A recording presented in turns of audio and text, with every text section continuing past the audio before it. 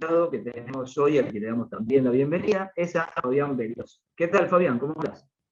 Hola, ¿cómo estás, Marcelo? ¿Todo bien? Muy bien por acá y bueno, gustoso de tenerte en estas charlas y poder compartir un rato sobre tu vida musical y que nos cuentes también un poco, en general, charlamos un poco sobre ópera, sobre gustos y esas cosas así que bueno, yo voy a empezar con la pregunta de rigor, lo que hago siempre al comienzo es, ¿cómo fue tu primer encuentro con la ópera? Bueno, fue un poco accidentado, eh, por llamarlo de alguna manera. Eh, Mi primer encuentro con la ópera fue una persona que me escuchó cantar tango, nada que ver con la ópera, y me dijo que tenía que cantar ópera, allá lejos y hace tiempo, eh, y al cual, por supuesto, yo descreí totalmente porque no tenía nada de afín con la ópera, parecía, se suponía. Pero en la misma noche vino otra persona y me dijo lo mismo. Entonces digo, qué raro que dos personas que no se conocen piensen exactamente lo mismo, ¿no? Que eso es lo que me llamó la atención. Digo, quedó como esa idea dando vuelta ahí y bueno, la primera persona que después resultó siendo mi primer maestra, que me llevó con mi maestra actual, se llama Shirley Ocampos, es una coreuta del Teatro Argentino de La Plata, me acercó a la ópera finalmente, me dijo, tendrías que estudiar un área y yo te presento con mi maestra, que es Lucía Buero, con quien me formé técnicamente y cada tanto nos visitamos y café mediante charlamos y me escucha y demás. Eh, Nada, fue este encuentro y yo le llevé un área de ópera sin saber nada, básicamente, con una dicción muy precaria y con una base argumental igual a cero, porque sabía lo que estaba diciendo en ese momento, no tenía idea de por qué cantaba de bien ni a la finestra Don Giovanni, ni mucho menos, ni que era nada. Yo canté lo que me dijo, cantá esto, así, y yo canté eso así. Así fue mi encuentro con la ópera. Y bueno, nada, se ve que algo en mí despertó que yo seguía haciéndolo. Yo soy de Ayacucho, un pueblo de la provincia de Buenos Aires, y viajaba de ahí a tomar clases, y bueno, me entró a hacer ruido esta cuestión, hasta que, bueno, después, un año más tarde, decidí dedicarme, o intentarlo al menos, y bueno, se ve que la gente no estaba tan equivocada. Entonces, me fui a vivir a La Plata, entré al Conservatorio de La Plata, a estudiar la carrera de canto. Yo estudiaba la carrera de guitarra, del profesorado de guitarra, así que bueno, una idea musical tenía, sabía más o menos, tenía una lectura eh, normal, digamos, de alguien que leía para un instrumento, y bueno, así que todo eso me ayudó a, a, a armar algo, distancia, a los ponchazos, como se dice en el pueblo, y bueno, a los pocos años logré entrar al Teatro Argentino, después logré entrar al conservatorio, al Instituto del Colón, logré hacer mis primeras armas en los teatros, Teatro Avenida, como todo cantante que tuvo la posibilidad de pasar por el Teatro Avenida como una gran experiencia, como un gran escenario, como un gran tablado, porque eso es lo que te da el teatro, ¿no? El escenario es lo que te da la experiencia, digamos, haber tenido nosotros la posibilidad de haber pasado por ese tipo de teatros antes de llegar a los teatros como el Colón o como el Argentino. Así que bueno, fue un poco así. Después todo fue medio precipitado, pero bueno, fue un encuentro medio raro, digamos. Yo no sé si yo encontré a la ópera me encontró a mí, la verdad que no lo sé aún. Pero Por lo bueno, menos de la se cual... cruzaron los caminos. Exacto, exacto. Estoy muy, muy agradecido realmente. Y escuchá, y vos estabas cantando en ese momento, digamos que cantabas tango y te fueron a escuchar, ¿qué cantabas? ¿Hacías espectáculos en No, tu no, no, ciudad? no. ¿Dónde era? Me defino como guitarrero, no soy guitarrista, soy guitarrero, que dista mucho de lo que es ser un guitarrista, ¿no? Yo era guitarrero de fogón, de amigos, de juntarnos con la guitarrita y cantar, ¿no? Eh, en realidad, en la carrera de saxos, o así la anécdota, en la carrera de saxos de la escuela se hacía la muestra final, como toda escuela de arte hace, y se cantaba Balada para un loco, ¿no? Entonces el profesor de saxo había hecho un arreglo, me había escuchado canturrear por ahí, me dijo, vos tenés que cantar este tango con nosotros, qué sé yo, que te quiero otro. Bueno, listo, dale, ensayamos 2 veces y fuimos ahí a cantar, medio ahí a la parrilla. La sorpresa mía fue cuando al llegar al lugar donde se hacía el espectáculo, el salón de actos de la escuela, un salón de actos largo, finito y largo, hasta el fondo, medía como una cuadra. No había micrófono. Y eran 4 saxos. Entonces yo ahí llegué y dije, esto va a ser fea. Entonces le digo, disculpe maestro, no hay micrófono. No, me dijo, no hay micrófono. ¿Y cómo voy a hacer? No sé, me dijo, vos parate ahí adelante y cantás fuerte. Esa fue, no me olvido nunca más. Bueno, evidentemente yo canté lo más fuerte que podía en ese momento, qué sé yo. Y vinieron otras 2 personas a decirme, no, porque la voz tiene armónicos naturales y se escucha esto. Y yo, para mí era chino básico, que me hablaban que no tenía mayormente idea. Así que, bueno, ese fue el comienzo ahí. Y había estado en el coro, pero bueno, claro, es otra cosa, digamos. La carrera de solista es otra cosa. Nada que ver a esto, pero bueno. Claro. Y escúchame, cuando vos te fuiste a La Plata, el primer paso. Y ahí, digamos, empezaste a estudiar, digamos, a ver, digamos, que tenía que sí, ver claro. esta cosa, digamos, de una forma un poco más profesional, digamos, una cosa que vos lo hacías con naturaleza, quizás era como una impostación natural mismo, porque si escucharon así de esa manera es porque, bueno, algo tenías, digamos, no venía nada de prestado, ¿no? Así que, y ahí ya dijiste, bueno, esto es lo mío. Sí, ahí empecé, digamos, o sea, a ver, a mí me pasaba una cosa, después como soy muy curioso y muy, no riguroso, pero no soy riguroso para el estudio bastante, pero soy curioso, me gusta, y entonces estudié esa área y quería cantar Fígaro, de Barbero de Sevilla. Pedí y me dijeron, no, eso no, porque es muy difícil.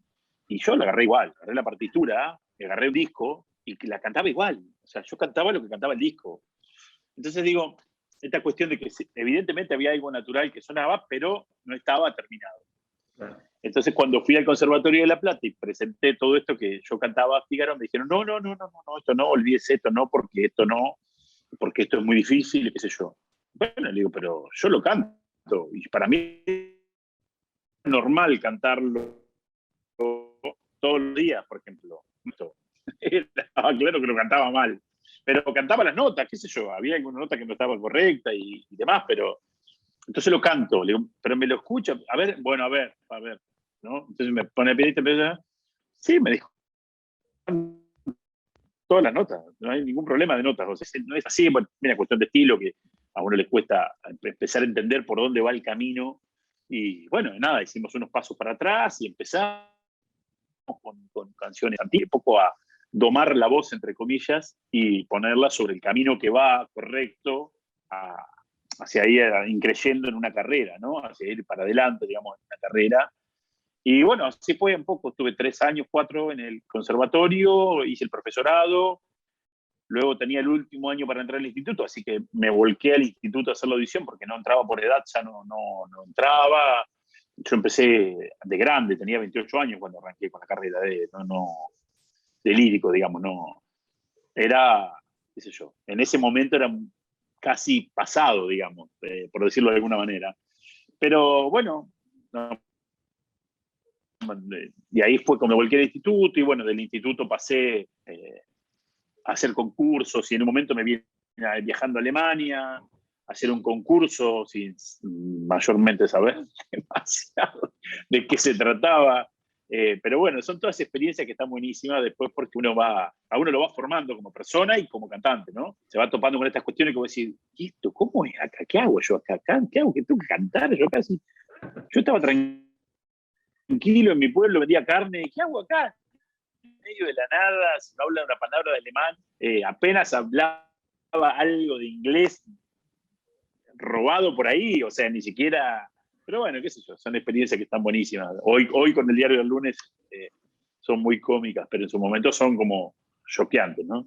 Claro, eso te iba a preguntar lo que dijiste, que vos sos de allá mucho, digamos, bueno, la ciudad, digamos, del interior de la provincia de Buenos Aires, y de golpe te encontraste, bueno, no solamente dijiste, bueno, viajo a La Plata, viajo a Buenos Aires, de golpe estabas haciendo un concurso en Alemania, ¿verdad? Como que en pocos años, digamos, se te dio vuelta la vida, ¿no? ¿Cómo encaraste eso, digamos? ¿Cómo fue?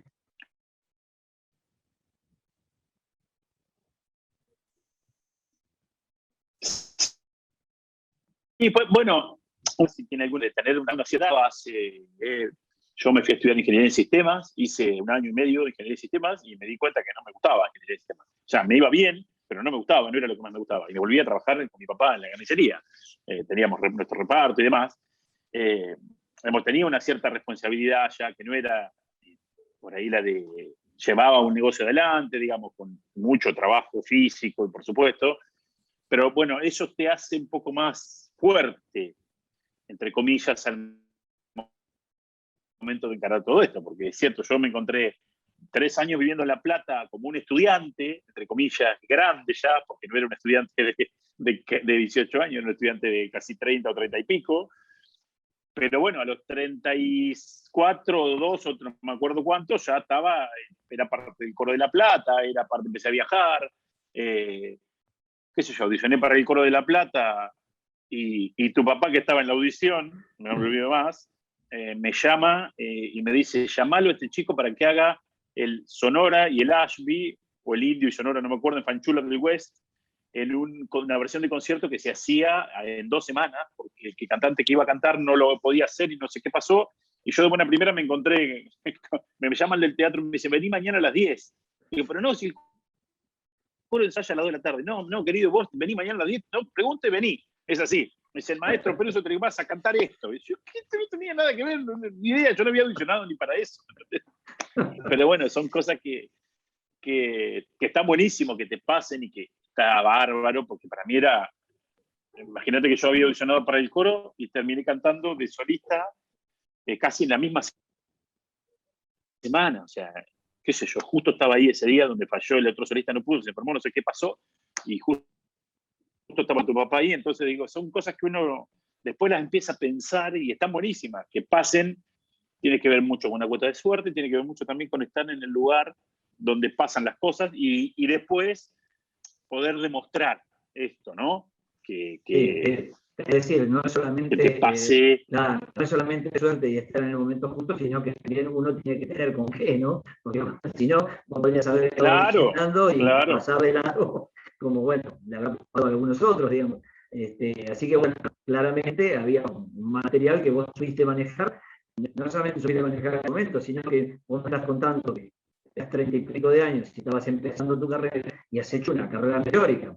Sos un tipo joven, y que hoy por hoy, bueno, ya has desarrollado una carrera en el ámbito nacional y también, digamos, incursionando en el ámbito internacional, y bueno, todavía tenés un montón de carreras por delante. Así que, digamos, esto ha pasado como una exhalación, ¿no? Digamos, en tu cabeza, digamos, hoy por hoy, si vos te pasás y mirás un poquito para atrás, es decir, eso fue de ayer, ¿no? Como, hay más. Sí, sí. Yo siempre digo esto, ¿no? Yo no soy muy de mirar para atrás porque nada, porque soy un tipo que va hacia adelante, que va. Pero sí, la verdad es que en pocos años han pasado cosas que a uno lo dan vuelta, uno piensa, dijo, ¿cómo yo terminé cantando acá? ¿Por qué yo estaba cantando en el instituto un día con mi maestra, pasando un área de Verdi, y toca la puerta el maestro Chenzabel y me dice, toma, querido, estudiate esto, y me da la partitura de Due Foscari. Y yo a los 25 días estaba debutando el rol en el Gran Abono del Teatro Colón. Y también sin saber qué hacía, ¿no? Digamos, uno peca a veces, ahora también uno ya tiene un poco más de experiencia, pero peca de esta cuestión de que un poco se cree invencible y va a ir contra viento y marea y cuando pasan estas cosas no dejarla pasar. Yo podría haber dicho, no, gracias, no estoy preparado. Y yo dije, bueno, pruebo. Si yo pruebo, yo estoy. En ese momento Luis Gaeta, que era el que hacía el rol principal, se enferma y bueno, y yo salí a cubrir el general sin haber ensayado nunca escena y tenía la escena un poco en mi cabeza y inventé un poco la escena también en otro lado y bueno, nos arreglamos como decía y demás. Entonces digo, y terminé cantando el estreno a los 2 días. Entonces digo, esas cosas que pasan en esta carrera te van marcando más o menos, digo, cuál es el camino. Y después, obviamente, de Dúo Foscari vinieron todos los grandes roles, Rigoletto, pues, todos los grandes roles de Verdi, Traviata, que yo ya lo había cantado, empezó a venir Pagliacci, en el cual trabajamos juntos allá lejos también hace tiempo, aunque sea de cover y demás. Empezaron a venir los roles, bueno, empezó a venir un poco la carrera, qué sé yo. O sea, tuve la suerte de ir al Met, a audicionar, me hicieron un contrato 2 años después, de ahí me fui a Italia. Son cosas que se van dando, la verdad que no tiene mucha explicación lógica, pero bueno, es cierto que cuando llega y estás ahí, hay que estar, Claro, y hay que jugársela y hay que... Bien, sí, eso de encararlo. Ahora que hiciste mención a Luis Foscari, yo estuve en el ensayo general en el Coliseo, en el Teatro Coliseo, me acuerdo, y te escuchaba por primera vez, digamos, y obviamente en un rol importantísimo, digamos, yo no te conocía y recuerdo que me llamó la atención, digo, ¿dónde estaba este barítono escondido que yo no había escuchado hasta ahora con esa hermosa voz? Y ahora que vos decís esto de Foscar y tantos roles verdianos, y aprovecho, digamos, el tema para, bueno, que has hecho también en el Colón, en tanto es, ¿vos cómo te definirías, digamos, como barítono, digamos? Bueno, yo te he visto hacer y he escuchado que has hecho, digamos, normalmente, digamos, la mayoría de los verdianos, cantantes, digamos, para barítono cantante, y bueno, y has incluido también el repertorio de verismo, y etcétera. ¿Cómo te definirías vos? Me siento libre, por llamarlo de alguna manera, en ese tipo de repertorio. Siento que mi voz encaja bien en ese repertorio, en el repertorio pucciniano, en el repertorio algún verismo, digamos, de los primeros. Ahora, hoy, que estoy preparando una obra nueva, que es como volver un poquito el camino para atrás. Está bien, venimos de 2 años de inactividad, con lo cual la voz ha tomado un descanso. Es como que, bueno, la voz vuelve a estar en otro lugar. Pero yo me defino como un barítono básicamente lírico y sí, verdiano, porque aparte me gusta muchísimo ver, como también por supuesto me gusta Puccini, me gustan un montón de autores, pero me defino como barítono lírico. Sin embargo, digamos, uno podría decir que el repertorio verdiano, digamos, es un barítono lírico porque es un barítono cantante, digamos, ¿no? Pero por momentos hay que tener, digamos, también digamos, ¿no? Es decir, como volumen, digamos, que no es un barítono tan... Uno cuando dice lírico por ahí piensa en algo un poco más liviano. Si vos el ejemplo dijiste que vos diste de Pagliacci, por ejemplo, uno piensa, bueno, el más lírico de los barítonos en Pagliacci es más el Silvio que el Tonio, digamos, ¿no? Un barítono por ahí tiene más tiempo para cantar con tranquilidad, digamos, ¿no? Y no tanto de poner. Verdi tiene un poco de todo, ¿no? Por momentos tenés momentos para cantar mucho y momentos donde hay que poner la carne al asador. Y eso lo tenés, digamos, ¿no? Entonces es como que, sí, por ahí no decir un barítono de lo que sería verismo puro, porque bueno, ahí es más fuerza por ahí que otra cosa. Pero bueno, esta línea de canto, tenés una línea de canto muy linda, muy agradable, con digamos, buen recorrido por todas las notas, así, parecía que nada te cuesta cuando cantas así, está bárbaro eso, ¿no? Y bueno, haciendo alusión a esto, te pregunto, digamos, ¿cuál sería para vos un barítono de referencia, digamos, o los barítonos de referencia? Esto que decías, escuchaba la grabación y cantaba arriba de la grabación, bueno, arriba de la grabación de quién, digamos, con cuál vos te identificás. Y yo creo que hoy con un oído más crítico, porque cuando uno empieza, uno escucha una melodía y dice, wow, y después escucha otro, no, y también. Hoy creo que con un oído más crítico, para cierto tipo de roles, creo que Capuccini a mí es uno de los que más me gusta, sin duda, por su línea de canto, por su fraseo. También me encanta Bastianini. Digamos, son pilares. Uno escucha, no, porque la grabación de Bastianini haciendo tal cosa es imbatible, sí, de acuerdo. Pero la grabación de Capuccini haciendo Simón Bocanegra también es imbatible. Entonces digo, es como, ¿no?, nutrirse de los grandes, qué sé yo. Yo tengo esos dos como referencia. Me gusta mucho Milne también, con quien tuve el placer de trabajar y se portó realmente fantástico conmigo. Me contó muchos de sus secretos y de cosas de viejo lobo de mar. Eso te preguntar, viendo la posibilidad que tuviste, digamos, de tener un referente como Milnes a mano. Bueno, ¿qué fue lo que digamos, cuál fue tu experiencia con él? O una anécdota o algo que tengas así para contarnos, digamos. Por bueno, con Capuchino y Bastianini no pudiste hablar, pero con Milnes sí. Claro, pero bueno, pues otra es de las casualidades de esta carrera, ¿no? Yo tenía que ir a hacer una audición justamente al Metropolitano. Entonces, voy a hacer la audición, me tomo una semanita antes para ir a prepararme. Ya había ido con el instituto el primer viaje, que habíamos ido a la American Society, es decir, un concierto, conozco a Jorge Parodi, quien conocés seguramente. ¿Sí? Entonces digo, Jorge, necesito ir a Estados Unidos, necesito prepararme. Me dice, ¿por qué no te venís al curso de Milnes? Yo no sabía que estaba el curso de Milnes en esa fecha, justo en Nueva York. Entonces me anoto en el curso de Milnes y comienzo a trabajar con él. La ventaja era que en una semana trabajábamos tanto con él como con Jorge, como con otro. Entonces trabajamos casi todos los días. Y la verdad es que uno, qué sé yo, nos pasa cuando uno tiene una grabación y lo ve en vivo, es como un choque está. ¿No? Lo mismo pasó con Carlos Álvarez. Yo estudié mucho tiempo con las grabaciones de Carlos Álvarez y tuvimos esa suerte de compartir el elenco haciendo Iago juntos en el Colón. Entonces después Tosca y después otra cosa más, pero es como, wow, es choqueante verlo ahí y haberlo sentido en las grabaciones y haberlo visto en videos. Y bueno, y con Milnes trabajamos súper bien. A ver, no había como grandes cosas, pero tiene sus secretos. Cosas que uno las da por el suelo o como que sin importancia, y sin embargo él te explicaba que eran mucho más importantes que lo que vos habías cantado. Digo, como un ejemplo tangente, final del área de Iago, ¿no? En concierto, por supuesto, en la ópera sigue, pero en concierto o en audición, no tiene final. Claro. No tiene final. Entonces él, parado en el final, me dijo, haz el final, hago el final, y me da un corte escénico que yo me quedé como con miedo, ¿no? Era Iago que se me venía encima, digamos. Me dice, eso que vos sentiste, porque yo te vi tu cara, eso es lo que vos tenés que transmitir. Ese corte tiene que ser el corte del personaje que dice, acá estoy yo, acá terminé yo. O sea, parece una pavada,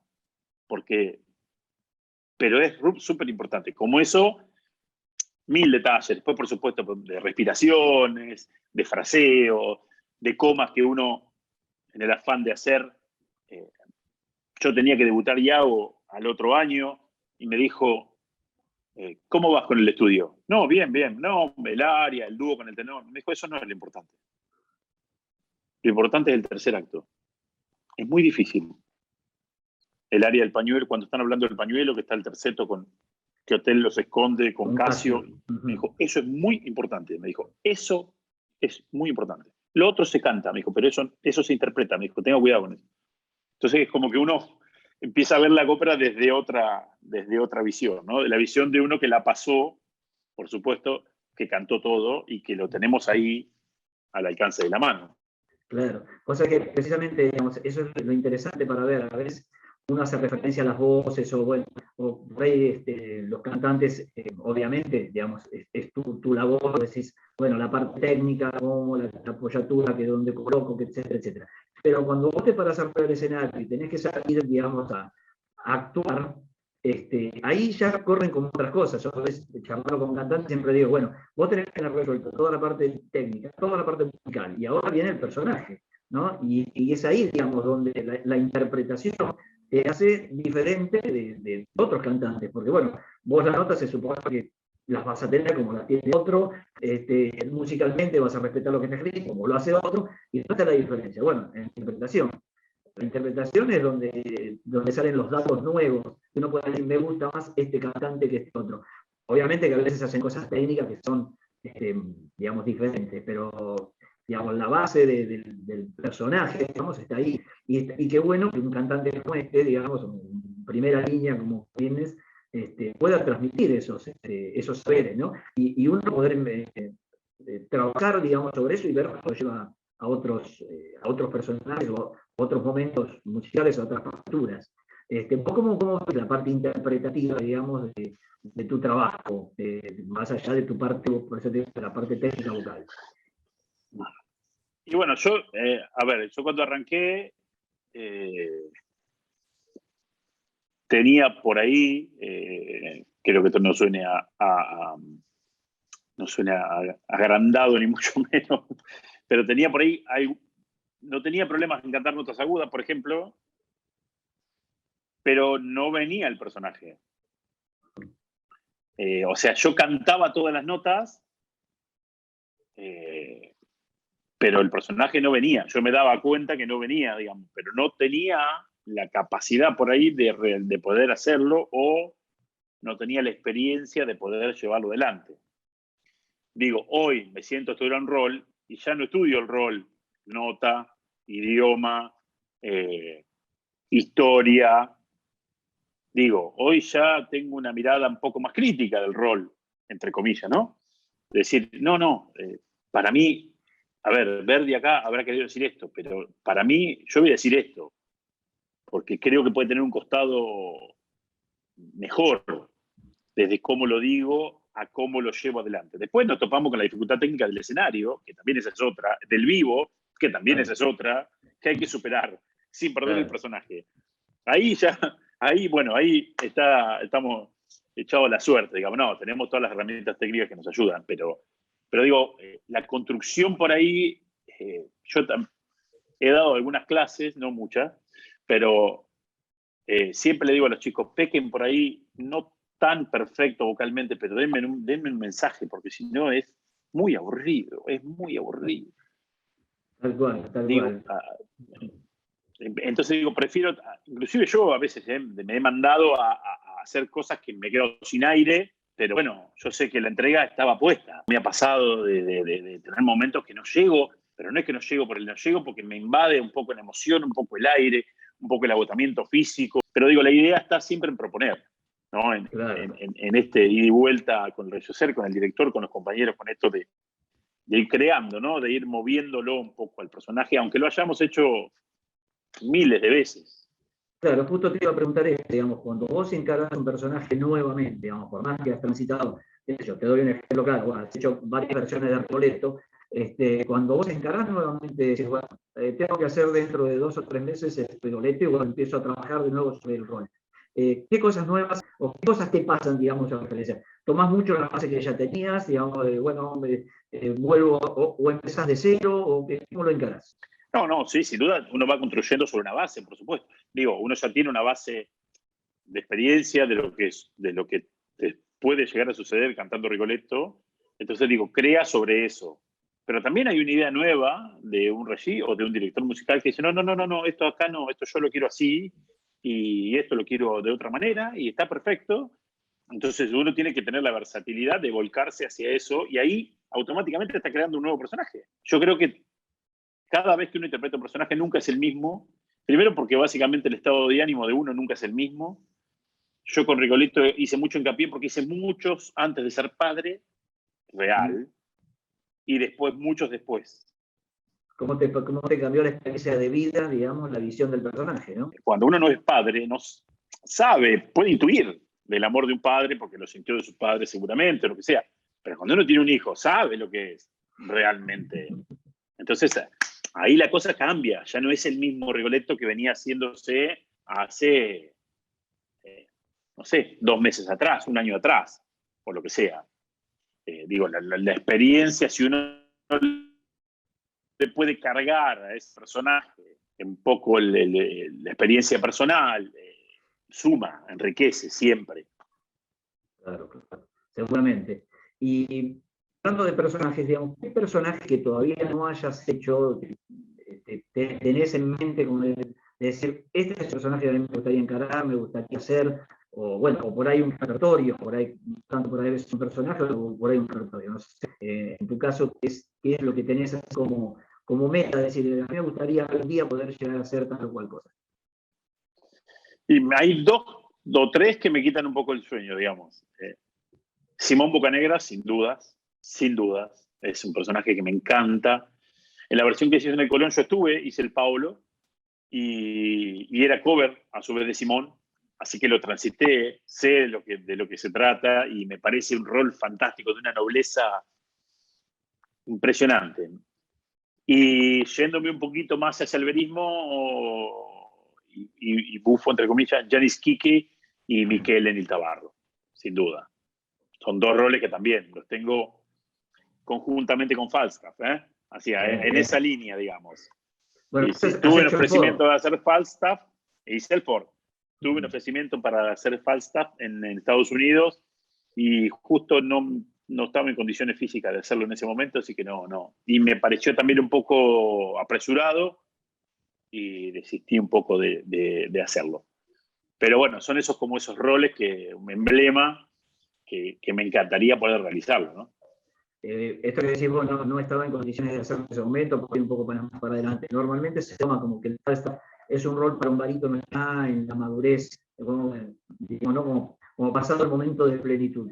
Los otros roles que nombraste, por ejemplo, el Simón Bocanero, el Michele del Tabarro y el sí, también por a veces lo toman barítonos que ya están, digamos, que pasaron el momento de esplendor vocal. Más que vocal, por ahí de esplendor musical, digamos, ¿no? Como que tiene que ser cierta madurez la persona, ¿no? Para encararlo. ¿Vos ya te considerás, digamos, en posibilidad de encararlos hoy, esos roles? O decís, bueno, esto me encantaría, pero le doy tiempo para adelante. ¿Y por qué? No, yo creo que, a ver, creo que lo podría hacer con mi vocalidad de hoy, sin ir a esta cuestión de transformarse en una persona mayor que cante ese rol. Yo tengo una teoría que los roles más difíciles hay que hacerlo cuando uno está viejo, cuando uno está fuerte, digamos, porque también de Rigoletto se habla que no, bueno, es un rol que para la llegada, pero después hay que sostenerlo, porque Obvio. Rigoletto es durísimo físicamente. Entonces digo, lo mismo pasa con Simón. Simón es un rol que sí, es para la llegada, porque hay que tener la línea, además, sí, de acuerdo, pero canta, y canta mucho. ¿Y cuánto? Y claro, y Michele lo mismo. Michele canta, la ópera es corta, pero es durísima. Sí. Podemos, Janis Kiki, sí, podemos decir que se puede jugar un poco más, ¿no? Vamos sobre, Sí. sobre a mí porque me da mucha, ¿cómo decirlo? Siempre hago de serio. Entonces quiero un poco romper un poco eso y volcarme a hacer más allá de Pagliacci, que me divierto muchísimo haciéndolo. Siempre me toca hacerlo en serio. Siempre me matan de esto. Entonces digo, me quiero volcar un poco a hacer, claro, tal cual, hacer algún rol bufo, algún personaje bufo, porque me divierte mucho hacerlo. Me divierte. Doy fe de que tenés un gran humor en el escenario, porque cuando hemos participado y ensayado el Toño de Pagliacci en la comedia, me divertí muchísimo con las fantasías vos, así que doy fe Sí, que sí, me encanta, me encanta, me encanta. tenés mucha chispa para el humor. Por más que, bueno, obviamente, por el tipo de cuerda que tenés, te tocan roles más serios que de cómico, digamos, pero bueno, es un poco así. Por ahí ya cuando pegues la vuelta, digamos, estés como un cantante, ya de regreso te dediques a hacer roles bufos y esas cosas, pero bueno, dejémoslo para más Tal cual. adelante, ¿no? O sea, me encantaría ser Bartolo, por ejemplo, me encantaría. Claro. Me divierte mucho más que hacer Fígaro, pero mucho más, mucho. Me Claro, claro. encantaría hacer. Pero bueno, sí, también hay, a ver, la realidad es que hay que darle tiempo al tiempo, ¿no? Hoy por hoy es así, es para lo que uno lo llaman, digamos, es un poco así. A uno lo llama para hacer este tipo de roles y bueno, a mí me encanta hacer Tosca, me parece que es un personaje siniestro total, pero me encanta. Sí. No digo que no me encanta ese tipo de personajes. Me encantó haber hecho Iago y después hacer Tosca, porque hice Tosca primero, hace muchos años también, en una versión de concierto, y en su momento yo sentí, sí, lo podía cantar, sí, perfecto, pero no era el personaje. Yo canté la partitura, hice lo que pude escénicamente, pero estaba muy pendiente de todo. Hoy, con ya algunas funciones más y habiéndolo hecho en Roma, donde lo estrenó Puccini, que la presión era bastante importante en un público donde se hace Tosca como se hace Traviata en todo el mundo, que le hacen 20 o 30 funciones por año. Ya uno va adquiriendo una cierta experiencia y hoy lo puedo empezar a disfrutar un poco más el rol. Pero sí, la verdad que esperemos a que la cosa pegue la vuelta y para volcarme al bufo directamente. Claro. Escúchame, esto que decís de Tosca, lo traigo a colación de, digamos que como personaje verista, o como decías también por ahí, el Miquel del Tabarro, o poder llegar a ser el Renz de la Fábula del West, digamos, ¿qué diferencias vos que venís de una línea de canto, digamos, que te dedicas a hacer esos Verdi que son tan cantables, y bueno, y hablabas de Simone que tiene, digamos, también esas características, digamos, haciendo esa diferencia, o qué diferencia, digamos, de vos, claramente entre si, bueno, tengo que cantar Tosca o tengo que cantar, no sé, Trovador o tengo que cantar Rigoletto, por ejemplo. Bueno, sin duda la diferencia de la partitura lo expresa claramente, ¿no? Es un rol, el rol verista requiere de las tripas puestas ahí en el escenario, ¿no? Si bien muchos tienen muchos momentos de bel canto, como lo tiene Tosca, sobre todo en los dúos cuando ella entra a la iglesia, Tosca, divina la mano. Eso es puro bel canto, ¿eh? Puro bel canto falso, por supuesto, porque el personaje está fingiendo algo que no lo es, y que él bien lo sabe que no lo es, sí, y se hace bien cargo de que no lo es. Pero digo, eso son momentos donde uno puede disfrutar de hacer bel canto para después salir, ¿no? a la yugular, digamos, y mostrar toda esta cuestión que tiene ese tipo de personajes. Yo creo que hay mucho en la dicción, muchísimo en la dicción. Uno tiene que ser muy claro en la dicción cuando hace verismo, porque por esta cuestión, sí. A ver, cantar fuerte no significa hacer verismo, para mí, en mi opinión, ¿no? Hacer verismo es otra cosa, es lo más cercano a la realidad que nosotros tenemos. Haciendo, esto te cuento una anécdota entre comillas de esto, haciendo Lucia di Lammermoor en Italia, me llama el regista y me dice, ¿sabés por qué las buenas personas hacen buenos personajes malos? No, porque no temen verse reflejados. Las personas malas no hacen buenos personajes malos porque se ven reflejados. Claro. Me quedó eso grabado, porque yo salía y me reía y él me proponía cosas cada vez peores, ¿no? El Lucia, sobre todo el dúo con ella, era de un sarcasmo, de un sadismo, quiero decir, terrible. Y te digo, pero o sea, era como demasiado. Dijo, sí, cargalo porque es así, va a quedar bárbaro. Y sí, la verdad que quedó muy bien. Pero bueno, y después en una pausa me llama y me dice esto. Y me quedó eso muy grabado. Digo, ahí hay una cuestión del verismo que uno tiene que ir, o sea, lo más cercano a la realidad posible, ¿no? Sin meterse bien en la piel de una Scarpia, por ejemplo, que es un sádico y que disfruta de serlo. Porque no es solo sádico. Hay una película argentina que no me acuerdo ahora, que está sobre la época de la subversión, sobre la época de los militares, tengo una escena grabada, que no me acuerdo de la película en este momento, pero tengo una escena grabada que el tipo está torturando en un centro de tortura de esto que había, y suena el teléfono y la llama la hija por teléfono. El tipo le dice, hola, mi amor, sí, papá está trabajando, sí, y vuelve a torturar. Y esta cuestión, ¿no? Esta cuestión tiene mucho que ver con estos personajes, digamos, ¿no? En el caso Scarpia, ¿no? Creo que, bueno, nada, es muy, perdón que te dejé a la mitad, es muy diferente, digamos, si bien Rigoletto ya tiene alguna cuestión de alguna cosa verista, es netamente belcanto. Yo estoy convencido que es un rol belcantista. Es un error llevarlos al verismo, gritarlo y demás, porque más allá de alguna frase que no puede que venga, ¿no? con el ímpetu del momento, pero me parece que es un poco, es más tirando mucho belcanto. Sí, hay que sostener un Rigoletto gritando y forzando, ¿no? Porque hay que cantar, no queda otra. Pues, ¿cómo lo seguís sosteniendo, no? Bueno, hay que hablar del dúo con Gil, digamos que eso es todo muy cantable, eso sí, desde el canto, claramente. Pero si te pasás de roca en Cortillán y yo te pueden hacer el dúo con ella, y después en ese último acto decir, bueno, Es como que tenés que meter muy bien. Claro. Yo he notado, digamos, en tus interpretaciones, he visto el Macbeth también, por ejemplo, que has hecho en el Colón, los Rigolettos y todo.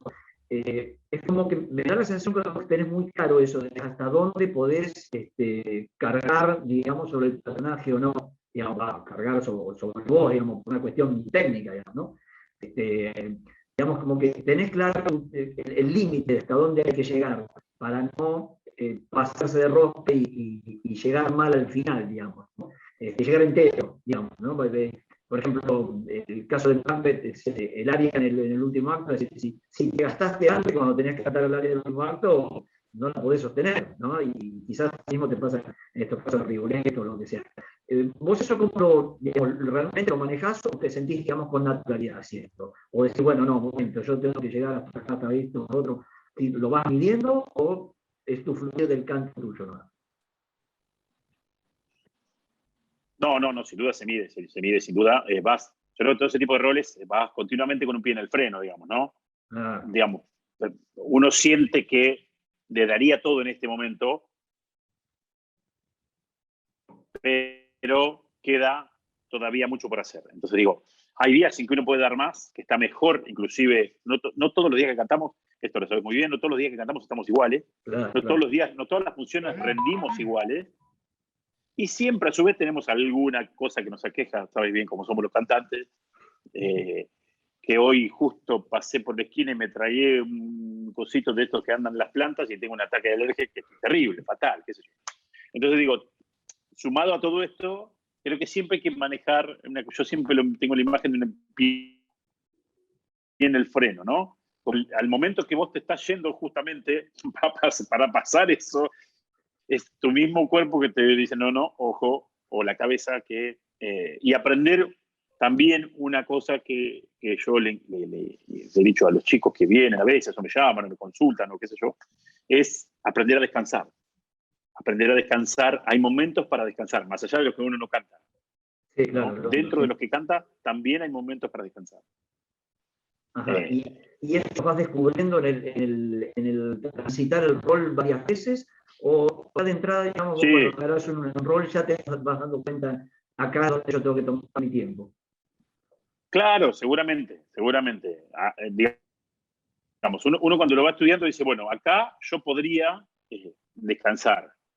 Uh-huh. Digo, por la escritura, por cómo está, eh, podría. Después se ve, digo, después hay que ver qué es lo que pide tanto el chico como el director. Claro. Y también a veces tenemos compañeros que nos ayudan, o decimos, no, mira, acá, ¿te parece si vamos un poquito para atrás para después recargar las tintas acá y no... Eso también se va armando, ¿no? En el personaje y en el ensayo diario se va viendo, digamos. Pero sí, sin duda, yo creo que hay que aprender sobre todo eso, porque en este tipo de roles, como Rigoletto, como Tosca, como muchos, digo, como Traviata mismo, a ver, hay muchos de emoción en el medio. Entonces, digo, a veces la emoción ayuda y está bueno, pero a veces nos juega también una cuestión, ¿no? Un Sí, poco, si te poco que dejas llevar, se nos...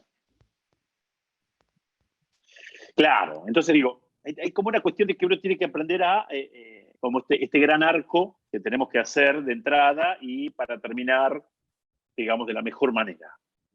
Eh, me, ha, me ha pasado y me pasará, porque soy bastante sanguíneo, digamos, y a veces uno intenta las ganas, no sé, cómo decirte, la escena del momento te lleva a decir, ¡guau!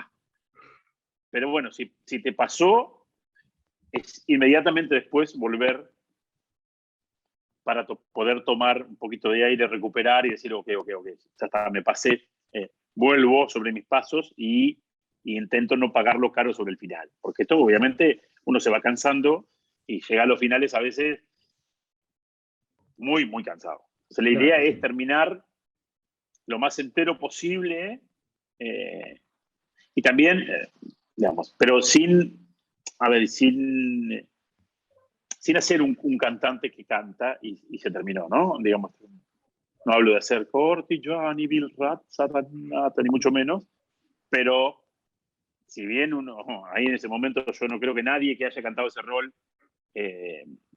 tenga sangre fría. Yo en Italia cantándolo partí una mesa. Cuando digo io, vos, mia filia, me dijo, acá le pegás a la mesa y la partí. Literalmente, una mesa de fibra, por supuesto, una mesa falsa, sabemos que se usan cosas. Parecía una mesa de roble macizo, ¿no? Y era una mesa de cartón, qué sé yo. Yo le pegué con toda mi gana y la partí al medio, en plena escena la partí al medio. Tuvieron que hacer una. Los técnicos no les gustó mucho mi escena, pero fue, digamos, uno no mide en ese momento la cuestión. Pero bueno, esas son cosas que por ahí se pueden sí fingir y no pasarse de mambo y hacerlas en el momento. Nada, yo creo que sí, esta cuestión de poder descansar y poder medir bien el rol de llegar. Digo, uno con los ensayos se va dando cuenta dónde realmente aprieta el zapato y dónde uno puede tomarse cierta licencia. Siempre dándolo todo, ¿no? Dándolo 99,9% y guardando ese restito que nos permite llegar bien. Claro. Hiciste mención a algo que me parece interesante también, la relación con tus compañeros en el trabajo, digamos, ¿no? Más allá de la relación en los ensayos, que uno, bueno, va creando cierto lazo, por más que no exista, digamos, porque, bueno, eso es necesario, digamos, para poder circular el espectáculo. Pero cuando llega el momento de la función, cuando salir al escenario y todo eso, ¿cómo lo ves vos? ¿Cómo lo vivís? Digamos, realmente sentís un intercambio, obviamente no todo el mundo es igual, pero bueno, ese intercambio, ese ida y vuelta en el canto mismo, en la escena, digamos, ¿cómo lo manejás, cómo lo ves? Sí, yo creo que tiene que haber una cierta complicidad siempre con los compañeros. Con algunos más, con otros menos, porque a veces no se da, a veces uno tiene que salir a cantar algo donde no tuvo ensayo con nadie, entonces no conoce. Pero yo creo que con una mirada sola en el escenario uno entiende perfectamente al otro y viceversa, ¿no? Yo creo que tiene que haber una gran complicidad. Para crear los personajes, sobre todo si uno tiene que cantar dúos y demás, por supuesto, pero con todos, creo que con todos. Con todos tiene que haber como una gran armonía en el escenario para que el producto sea bueno y para que, porque digo, Traviata es Traviata. Sí, bueno, tiene que estar bien la Traviata. Sí, bueno, pero si el personaje del padre no tiene ninguna conexión con la escena, no tiene ninguna reacción con la escena, no tiene ninguna. Pasa, digamos, se pierde un poco ¿no? el key de la cuestión. Entonces, voy a esto, ¿no? Que no a veces, para no hablar de un personaje donde es protagónico el barítono, que pasa exactamente lo mismo. A ver, ¿qué sentido tiene si yo no tengo feeling con Gilda y no puedo hacer un dúo que sea creíble padre e hija? Yo tengo que mostrar la versión que se vea que soy padre e hija, o padre e hijo en Traviata, ¿no? Esta cuestión de tener, de hablarle como si yo, que soy padre, hablarle a mi hijo y decirle las cosas que le estoy diciendo en ese momento. Entonces digo, esta cuestión siempre tiene que haber, creo, que es en el team, en el equipo completo, como una buena química, ¿no? Entre todos, también pasa con el director de escena y pasa con el director de la ópera, el director musical. Creo que es un gran equipo que lleva adelante una tarea difícil, por cierto, si las hay, que es este género que amamos, que es la ópera. Y escuchame, ¿cómo te sentís vos en el escenario? Bueno, después de tantos años no por cantidad de años, sino por la cantidad de espectáculos que tuviste que hacer, de transitar el escenario, de estar en el escenario. La evidencia con respecto al público. Si vos lo sentís durante la función, lo sentís al público cercano, o vos te aislás, digamos, y vivís lo que está pasando en el escenario, y de golpe descubrís, digamos, a través de un aplauso, decís, bueno, me acordé que estaba gente acá. ¿Cómo lo vivís más? Es decir, ¿estás ajeno a eso o sos claramente consciente del público que tenés? No, yo creo que el público es parte del espectáculo. Por eso digo, en esta pandemia que nos tocó vivir, que hacíamos cosas por streaming, o se intentó llegar, nunca va a ser más. Necesitamos el público ahí, necesitamos escuchar su reacción, su risa, su llanto, lo que sea. Su ronquilla, porque se da y se durmió. Lo que sea, necesitamos el público ahí. Es fundamental. Para nosotros es fundamental. Una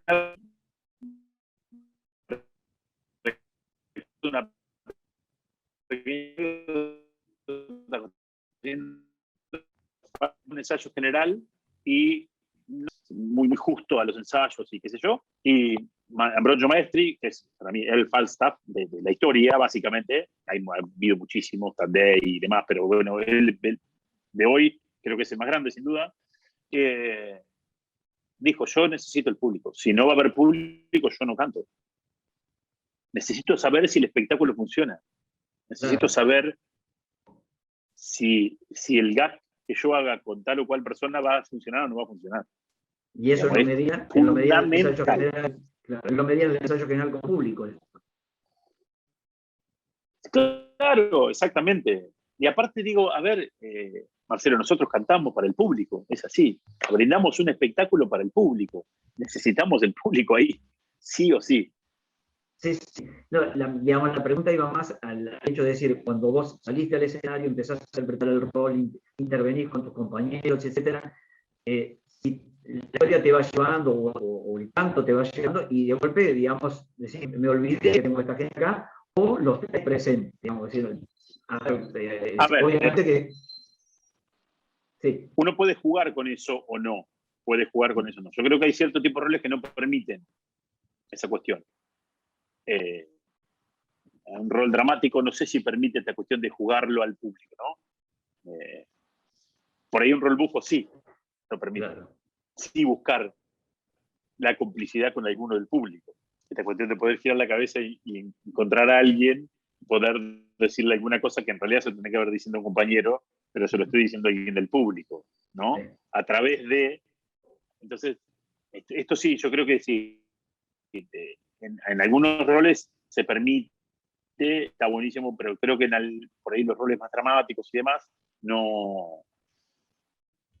Salvo que tengamos que producir un área, se la está cantando a alguien que no está en el escenario, y sí lo busquemos en el público, y ahí sí entraría a jugar. Bueno, Fabián, hermosa la conversación, la charla que pudimos mantener, me pareció espectacular las cosas que pudimos decir. No sé si hay algo que vos, no sé, has pensado en todo este tiempo, que me digas, me gustaría por ahí hacer referencia a cosas, por mí estuvo baja, pero bueno, decime vos que por ahí hay algo que me está quedando colgado a mí, no se me está ocurriendo a mí, y por ahí vos sí tenés presente. No, agradecerte, lo pasé súper bien. Nada, me encantó esta charla y me encanta hablar de ópera y poder lo poco o mucho que uno ha vivido y pasado, poder contarlo y nada, que la gente se entere un poco más de lo que somos los artistas fuera del escenario y lo que hemos vivido un poco en esta carrera, ¿no?